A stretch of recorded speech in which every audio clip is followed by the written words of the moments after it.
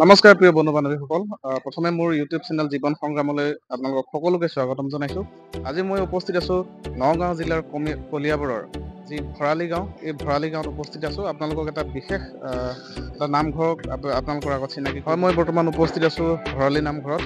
1594 শকত স্থাপন কৰা সেই ভৰালি নামঘৰত মই বৰ্তমান উপস্থিত আছোঁ। মই কেমেৰা পাৰ্চন ৰাহুল কুমাৰ ৰংহাঙক সমগ্ৰ পৰিৱেশটো দেখাব অনুৰোধ জনাইছোঁ।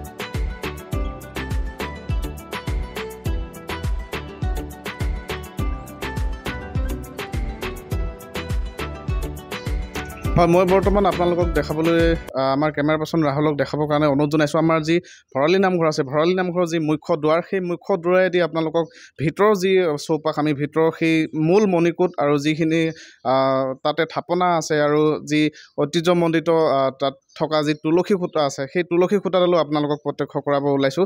আমাৰ কেমেৰা পাৰ্চন ৰাহুলক আমি সমগ্ৰ পৰিৱেশটো যিটো ভিতৰৰ অংশ, সেই মূল প্ৰৱেশ দুৱাৰেদি আমি গোটেই মন্দিৰভাগ আমি দেখাবৰ কাৰণে অনুৰোধ জনাইছোঁ।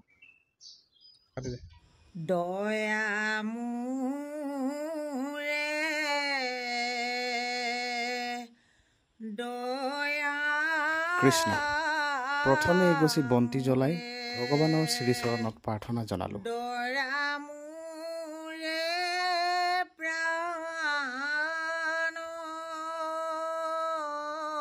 ভৰালি উপাধিৰ ভকত এজনে নামঘৰটো সজোৱাৰ বাবেই নামঘৰ ভাগৰ নামাকৰণ ভৰালি নামঘৰ বুলি জনা যায়। ভৰালি বাপৰ সপোনত নামঘৰটিৰ লাই সূতাডাল তেজপুৰৰ চাউল খোৱা পাহাৰৰ পৰা ভৰলী নদীয়েদি হৈ ব্ৰহ্মপুত্ৰ আৰু ব্ৰহ্মপুত্ৰৰ পৰা হাতীমৰীয়া কলঙেৰে হৈ হাতবোৰত ৰাইজে পাব বুলি সামাজিকত দেখা দিয়ে। আৰু সেই মৰ্মে এই তুলসী খুঁটাডাল এই নামঘৰত স্থাপন কৰা হয় আৰু সংৰক্ষণ কৰি ৰখা হৈছে।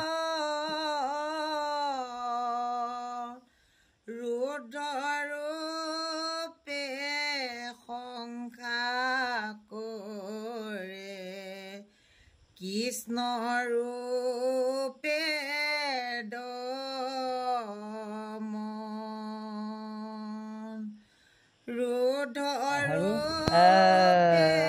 কৃষ্ণ তুমি মাত্ৰ চৈতন্য স্বৰূপিত সত্য শুদ্ধ জ্ঞান খণ্ডিত আওৰা যতকে মাত্ৰ তোমাৰ বিন্দুৰ সহস্ৰ মায়ে কল্পিত তদু নাম গুণ হৰিকে বাহি আপোনাৰ ওচৰতে আশ্ৰয় দিছে।